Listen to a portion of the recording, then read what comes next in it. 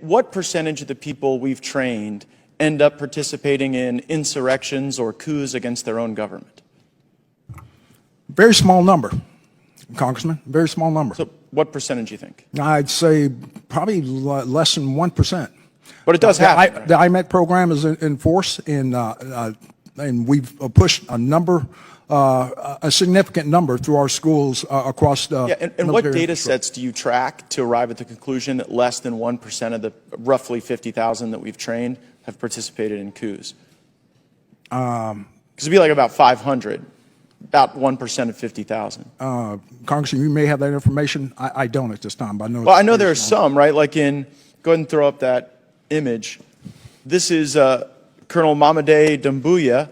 And this is a photo of him. Did we train and equip him? In Guinea?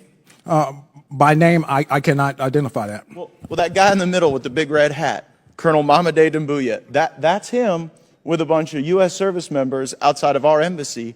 And just months after this photo was taken, in 2021, he led a coup in Guinea and threw out the leader. Does that concern you? Congressman, core values is what we start off with in IMA programs. Do we share core values with Colonel Doumbouya? Core values. I will repeat that. Core values. Respect for humanity. Do we share those values with Colonel Doumbouya? Absolutely. In our curriculum. He led a coup? We do. Okay, well, that's a very telling answer. In Burkina Faso, did we share core values with the leader that we trained there who led a coup? It's in our curriculum. We stress core values. We request civilian-led governance. Wait, hold on. Is leading coups in our curriculum? Absolutely not. So civilian-led. My question is, do we share core values with the coup leader in Burkina Faso who we trained? Holistically, we teach core values with a respect for civilian governance, apolitical, and that's what sticks across a very high percentage in the over 99 percentile. Right? But not everybody. And I wonder how many people it takes to plan a coup. I mean, initially you didn't know how many we trained and equipped. Then you said it was 1%. You had no basis for that 1% number because there's no data set you track. Mr. Chairman, I seek unanimous consent to enter into the record another U.S. trained soldier stages a coup in West Africa by the Intercept. Without objection, so ordered. And I further seek unanimous consent to enter into the record U.S. forces trained the Guinean colonel behind the recent coup in West African country, and this is regard to Guinea. Without objection, so ordered. So I guess the question is, why should U.S. taxpayers be paying to train people who then lead coups in Africa?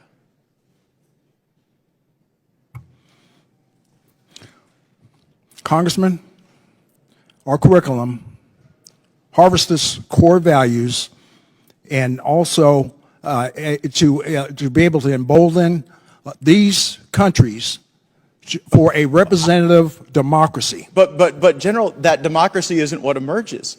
The problem is, I know you may have great confidence in what you're teaching, but when two governments have been overthrown, I guess how many governments have to be overthrown by people we train before you sort of get the message that our core values might not be sticking with everyone? Is it 5 countries? 10? We'll continue with our persistence in assuring but do you think it's that they harbor democratic norms, democratic values. Just a moment ago, you said we shared core values with Colonel Doumbouya. You said that just moments ago in response to my question, and his core value seems to be leading a coup. So I don't think it's stuck. I think we should at least know how many countries we train the coup plotters in. How many is too many? Because clearly 2 is not too many, and I think we could use our resources far more effectively than doing this.